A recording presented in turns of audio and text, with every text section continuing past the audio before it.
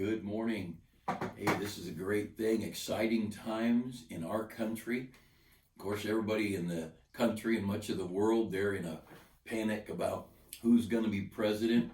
And I'm not concerned about who's going to be president nearly as much as the love I have for the King of Kings. And I want to encourage you today, rest in the Lord. You trust Him, relax, enjoy the day God's given you. This is a wonderful Monday. And just like yesterday, what a great day with the Walker family. We just missed Brother and Ms. Walker. Normally, they bring the Cowboy Carnival out, and they have their little horse Champ and their little dog and inflatables and fun. But because there's so many churches not holding services or online services, the Walkers couldn't afford to bring everybody out, their whole team. So I just said, I want you to come out, and it's good for us to have them. We had Brother and Mrs. Archie Davis 2 months ago, and then Brother and Mrs. Coral came for a day, and then now the Walkers. It's for October, November, and December, or November, September, October, November, and just a chance for us to hear from friends and for us to be an encouragement. Understand these evangelists, they're on the road. A lot of churches aren't having services, and what do these folks do to keep the bills paid? They're like you and me. If there's no work, no paycheck, what do you do? And a lot of our country's struggling like that. So anyway, love the weekend. I love being around the Walkers. And tonight we're having a couples get together and a family get together at the church at 7 o'clock. Brother and Mrs. Walker, we're going to put them both in the pulpit and just let them talk about the home and give them a chance to chat. They've got 3 wonderful kids, and they've raised their kids most of their lives on the road, in church, most every night of the week, or often at least. And they've got good kids. I know them and admire them, and they've been a blessing to our church. And so anyway, if you would like to come tonight, we need the Christian home. America needs a Christian home. We wouldn't have the mess in America if we had our homes right and our churches right. But we kicked the Bible and prayer out of our schools, when I was a little boy. And we little by little have found ourselves losing the things that God gives us, wholesome values and love and respect for one another, and the very idea of do unto others as you'd have them do to you. Those kind of things, try putting that on social media. What a mess our world has become. But even our Christian homes, they don't have much Bible in them. And I'm certainly concerned. I'm worried way more about our homes than I am worried about who's in the White House, because God will take care of the White House if we'll take care of the church house and our own house. And so I love that we had good services, a lot of people in church services, Sunday school classes, and of course we got online. And in my class, I just started out in the parking lot, my 9 o'clock adult Sunday school class outdoors, and just trying to be a help any way we can. But don't fret, relax. Doesn't matter who gets elected tomorrow. Doesn't matter who wins the election. Doesn't matter who cheats. God's going to take care of business. Now, I think you and I should vote. And I think you and I should vote our convictions and what we believe. To me, I think if for Bible believers, we have to vote pro-life. We have to vote pro-life. I don't see how, and again, everybody's got to make their own decision, but I don't know how I could possibly vote for a candidate that's for killing babies. Historically, that's only been done by the worst of the worst, the lowest of the low people on the planet. The people in the most primitive cultures and the most vile and repugnant of societies kill babies. Yeah, I could not vote that. I have to vote pro-Israel, because Genesis 12 and many other verses talk about God will bless those who bless Israel. And God has a very special place in His heart. Now, God doesn't mind whipping Israel, but God doesn't want you or me whipping Israel. And look what the mess Germany got into. And God was using Germany as a tool to punish Israel. But I've got to vote pro-life. I've got to vote pro-Israel. I've got to vote pro-America. It happens to be my home. I love America. I love our flag. I love the Constitution, the Bill of Rights, the Declaration of Independence. I love the founding of our nation, and it's a great thing. And I've got to vote pro-family. I've got to vote for people who are for the home. A man, a woman, marriage, children as God gives children. But I can't vote for an adulterous culture. I can't vote for a society that is tearing down the foundation of the home. Can't do it. Our country is built, our churches are built on good families, and our country is built on good families and good churches. So if you have good churches and good families, you're going to have a good country. But you erode the church and you deteriorate you allow the family to deteriorate, and you're going to lose your country. And so anyway, everybody's got to make their decision. I also throw in Second Amendment. I've got to vote freedom to keep and bear arms. That's that's not Bible. I might be able to find a little Bible for it. Jesus said, if you don't have a sword, he said, if you don't have a sword, go sell your coat and buy one. So he's for taking care of defending yourself. But when we think about the elections, go ahead and vote. And then you know what? Be done with it. Don't fret.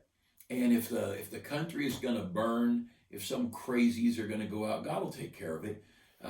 We've got a good God. And rest in him today. Trust in him today. Let me encourage you. Don't fret. It doesn't matter what happens tomorrow. And you know, we've got dear friends around the world who are suffering incredibly for their faith. And we've got a good life. So don't fret. Trust in the Lord with all thy heart. Proverbs 3 says. I want you to look at a couple of verses with me. We're going to start in 1 Corinthians chapter 11. 1 Corinthians chapter 11. And this is, and I hope you'll pray for your country. Pray for our elections. Pray for our president. I don't know if we've ever had a president who was more pro-church. I was listening to President Reagan just the other day, Friday night, I guess it was, and listening to him as he talked about the importance of church and religion in our country. President Reagan was a good man. I think he knew a lot more Bible than President Trump, but I think President Trump's learning. But I was listening to President Reagan, and I thought, that was about the time we started the church, about 40 years ago. And but between President Reagan and here, we've not had a whole lot of people defending the church, defending the Bible. I mean, President Reagan was so strong. One of his Saturday morning presidential addresses was on the majesty of the King James Version. He said, we don't try to change Shakespeare. Why would we try to change our Bible? We don't try to modernize the writings of Shakespeare. Why would we try to modernize the writings of the Word of God? And it was just a Saturday morning address on the glory and majesty of the King James Version. But we've got a president now who loves our country. Loves our country, loves our church, loves our family, loves our values. But you got to vote for what you believe. And I want to encourage you. I've got a phone ringing over here. And sorry about that. People call me, and I usually have my phone shut off.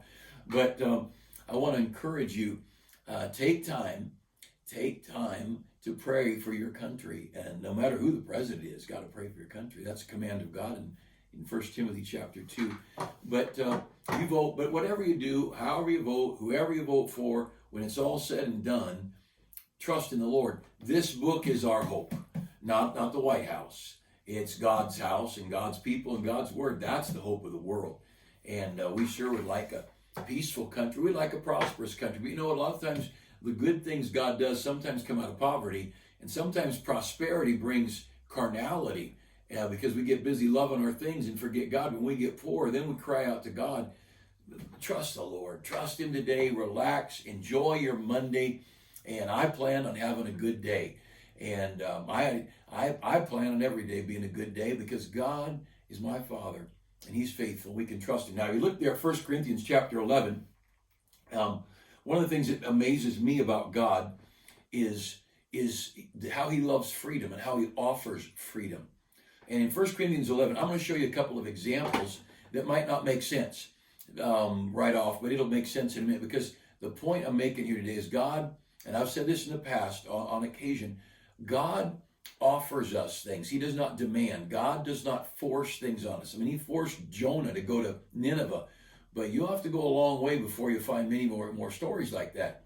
God offers, and God gives opportunity, and then you choose. Here in 1 Corinthians chapter 11, down at verse 15, 1 Corinthians 11:15, he's talking about hair, long hair and short hair, and men and women.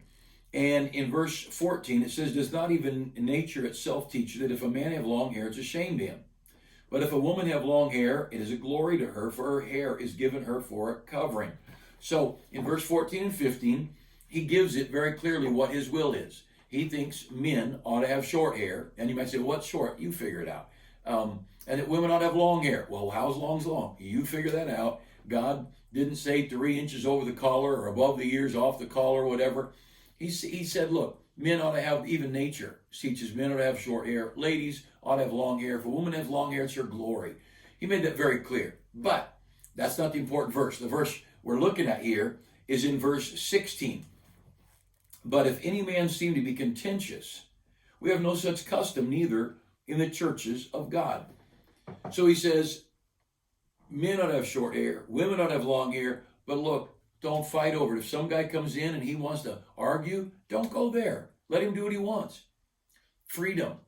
God will say what he wishes, but he then offers us freedom. If you go over to Romans chapter 14, you'll see this. And if you've been around our church or me long, you've seen these verses, but it's good to be reminded of these verses. Romans chapter 14 and verse 3. Romans 14 and verse 3.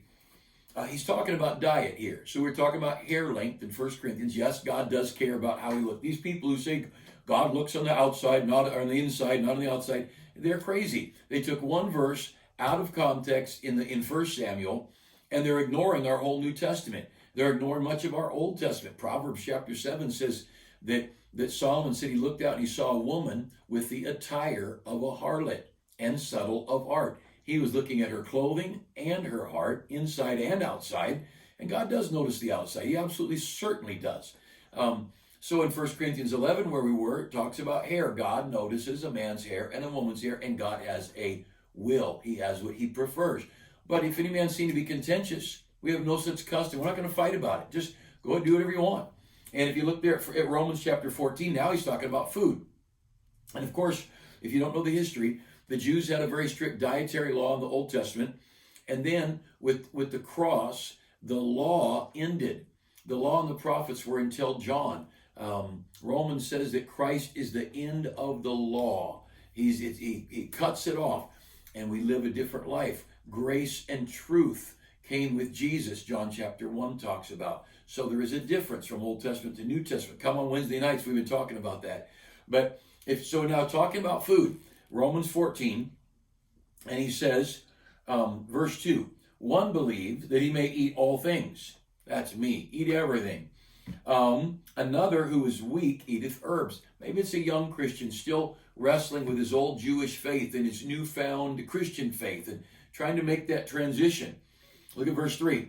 Let not him that eateth despise him that eateth not, and let not him which eateth not judge him that eateth, for God hath received him. Verse 4, who art thou that judgest another man's servant?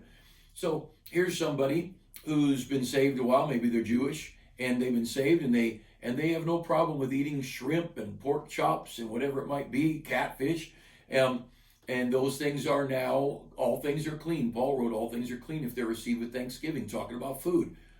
This guy's still struggling, letting go of his Jewish heritage, and he's wrestling with it. And he doesn't want to give up that diet, the dietary regulations and all. And Paul said, look, you that eat anything, don't be hard on him. And you that limit what you eat, don't judge him that's eating all things. Who art thou that judgest another man's servant? He says there in verse 4, it's not your job. You're not to be a judge. You're to be obedient. You just do the will of God. And in this whole story, if you go down a little bit further, he talks about this thing in verse 5. One man esteemeth one day above another. Another esteemeth every day alike. Now he's talking about what day we go to church. You know, those Jewish people still cling to their Old Testament traditions. They want to go to church on Saturday. The New Testament believers went to church on Sunday. But this is new. This is a new transition. This is a new culture. And he said one guy's going to church. Says every day is a good day. Go to church any day. Another guy says no, Saturday's the Sabbath's the day. We're supposed to go to church. But I want you to notice in verse 5, the last line. Let every man be fully persuaded in his own mind.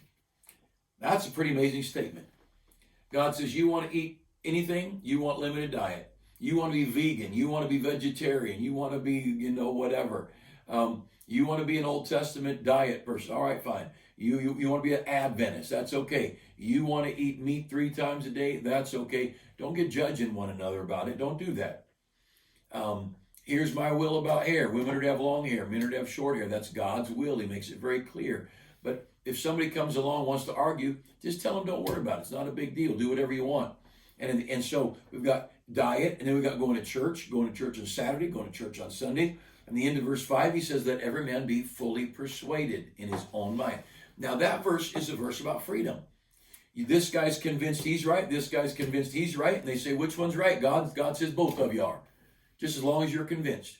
And he goes down to the end of the chapter. Down, if you look down, he talks more about food and different things.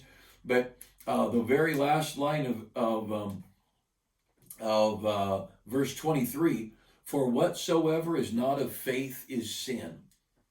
Don't go somewhere where you're doubtful. Don't go somewhere where you're not comfortable. Don't go somewhere where you think it's not wise to go.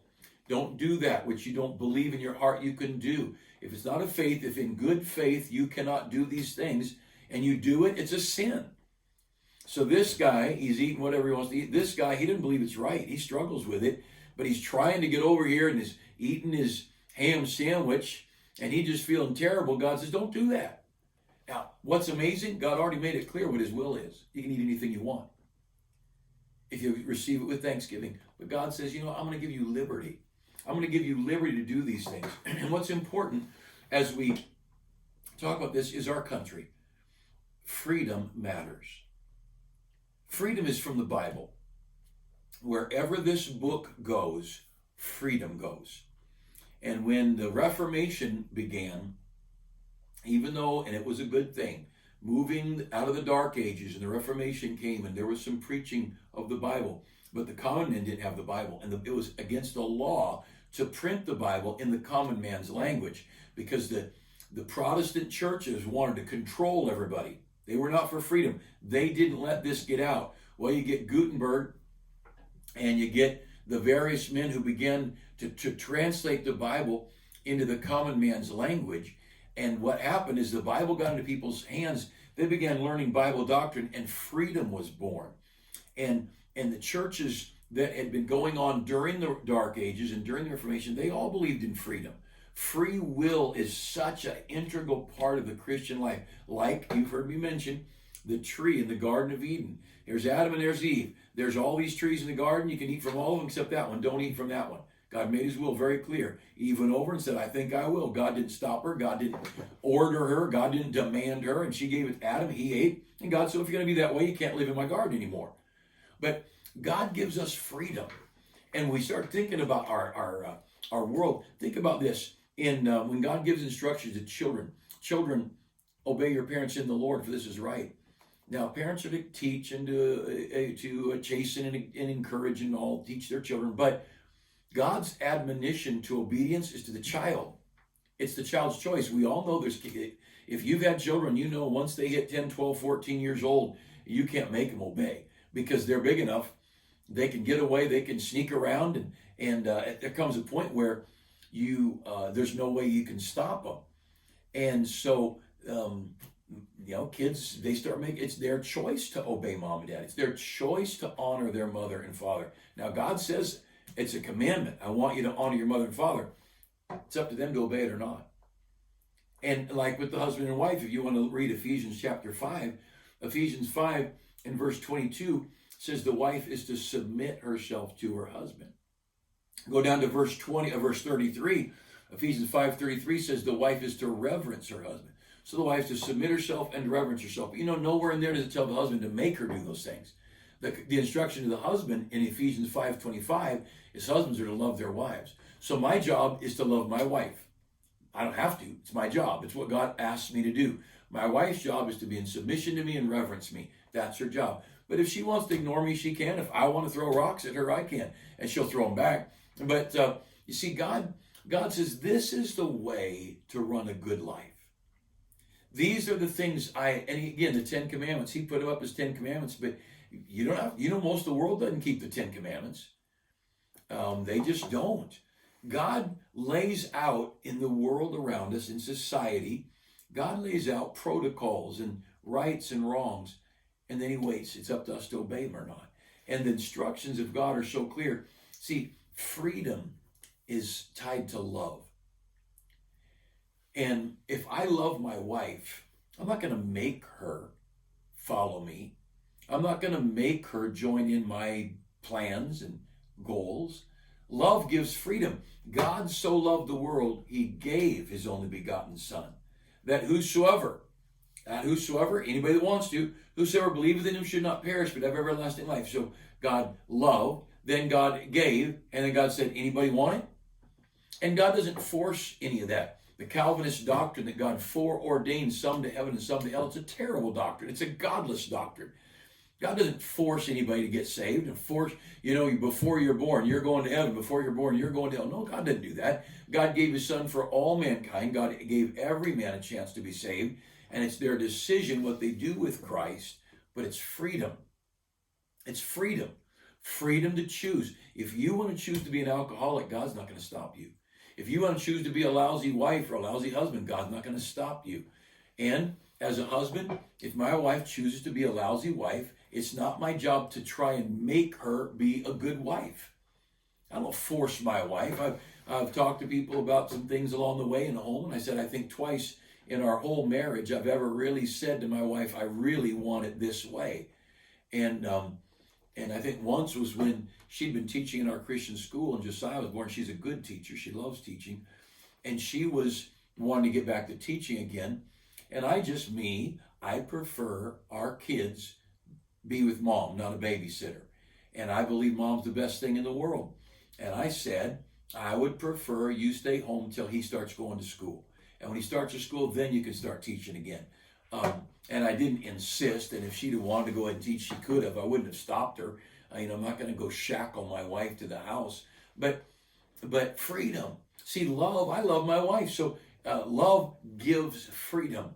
And God gives you liberty to follow him or not. With children, my children got to a point in their early teens to mid-teen years where I'm not going to try and force my kids to live like we live. I wasn't going to force them to go to church. I wasn't going to force them to live by our standards. But I did have a rule: who lived under our house had to live this way. Now, if you want to live somewhere else, and I even said one time, if you want to live anywhere else and be a visitor here, Thanksgiving and Christmas, you could do that. I'll help you pack.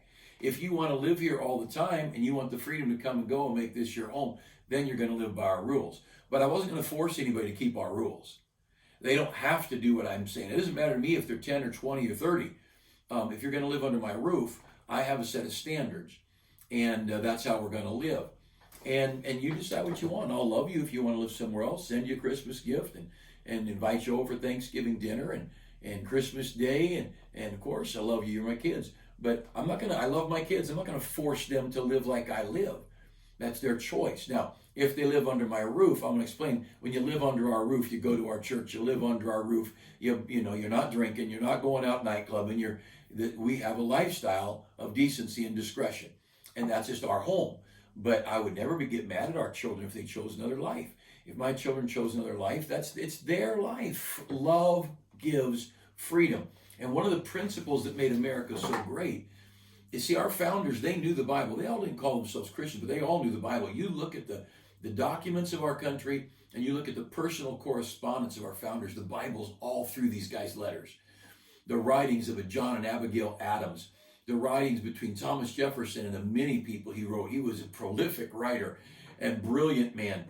These people, their writings are filled with Bible. They knew the Word of God. And so it's no wonder God brought this group of people together who knew the Bible and loved the Bible, that these men would come up with a thing like Abraham Lincoln conceived in liberty and dedicated to the proposition that all men are created equal. And I know that was 1860, but all the way back in the 1700s, as our nation was being founded, the people that knew the Word of God were people wanting to give freedom. They were wanting to provide liberty, because the Bible and love and freedom, they go together. And the greatness of America is this book as our foundation, and the principles that the Bible and love and freedom are knit together. And what is, just recently I saw a billboard, and it said, equality is on the ballot. And I thought, no, that's a lie. Equality's not on the ballot. I don't care who gets voted in. I'm taller than most people, and my knees are older than most of the young guys. I am not equal on a basketball court. I'm not equal intellectually. I'm not equal in my skill sets. I'm me. I'm a unique creature. You're unique in who you are personally, and in your age group, you're unique. And when we're kids, we could do certain things that we can't do right now. I can't jump off the tailgate of my pickup truck without risking falling on my face. My knees don't work like that anymore. There was a day I was jumping well over 6 feet over a high jump bar, and higher than I was 6'4", and I could jump more than my height. That was just, man, jumping wasn't hard at all, as long as I landed on something soft. So we're not equal. Everybody can't play basketball or football the same. Some people are good with their hands. Some people are good with numbers. Some people are very organized. God makes us unique. Equality, to fight for equality is ridiculous. It cannot happen. To fight for equal opportunity, that's okay. I'm good with that. And I think if there's a job there, you shouldn't have a better right than me, no matter what your race or gender. When I first started working for the government in the Forest Service, I was a teenager, and they'd have jobs that would go up on the board. And in our area, there was Indian reservation, and they're just getting started with this, we got to be equal stuff.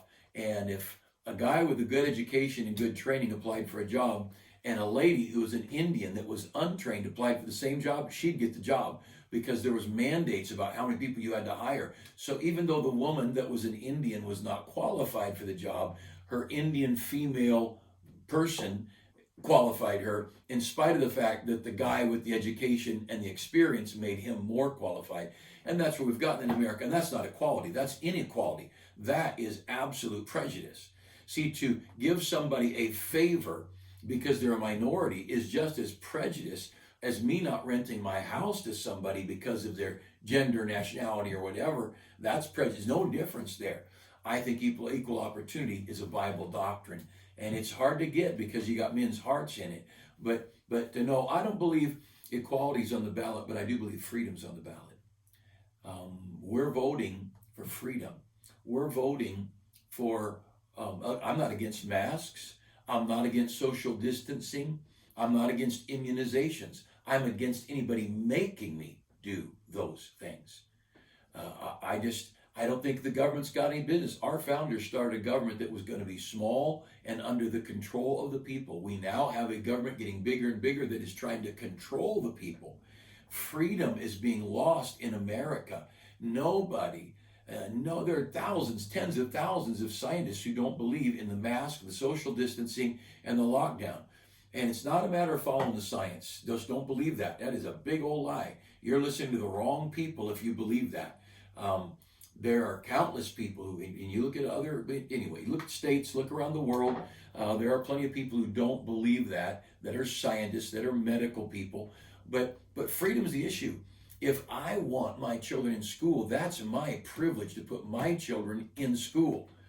And if I want to go to work, if I want, this is crazy. We are in a culture right now, especially in California, but in much of America, where our freedoms are being robbed. God and the Bible go with freedom. God, love, the Bible, and freedom, they all go together. And freedom is definitely on the ballot. And you figure out whether you want the government telling you where to go. And it wasn't long ago, I remember hearing a senator, I think it was a senator, saying it's time you quit driving your car. You should use public transportation. Well, that's wonderful. And that was one of the big messes they said supposedly got COVID going to New York, is all the public transportation. And of course, we had a president not long ago who's saying, get rid of your SUVs. You should drive small cars. And I happen to believe I'm an American. I can drive any car I want to drive. And if I want to drive a gas guzzling car, and if I can afford to pay for it and pay for the gas, that's my privilege. And as long as I'm not running over your petunias in your front yard, I can do what I want with my car. See, those are freedom issues. Our founders believed that you had a right to take care of yourself and protect yourself. So they gave us the Second Amendment, that the right to keep and bear arms, that means to carry them, shall not be infringed. No government shall make any law, Congress shall make no law that would stop you from keeping and bearing arms. That is in our Constitution. Why? Because our founders saw how evil Europe was. That Europe was not allowing us to have freedom.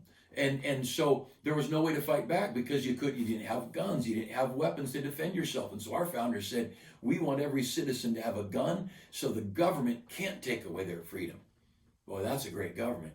And understand this, the Bible and love. Love says freedom. Tyranny says bondage. Stalin, Hitler, Lenin, Mao, these people, several things they all have in common. They murdered millions, tens of millions of people. Another thing they had in common, they took away the private firearms. Another thing they took away, they started controlling the churches. Now look around a little bit and ask yourself, are we electing a Mao, Stalin, Hitler, or Lenin? Or are we electing people who believe in liberty? It's all up to you. It's up to our country. And by the way, whatever happens in the election, God's still on the throne. And this book is still true, and everything's all right in my Father's house. So let's enjoy our Monday. Let's enjoy our Tuesday. Let's enjoy our Wednesday. Come to church Wednesday night. And I hope you have a great week. I plan on having a great week because I've got a wonderful God. I'm looking forward to being in heaven with my dear friends for an eternity that's worth smiling about.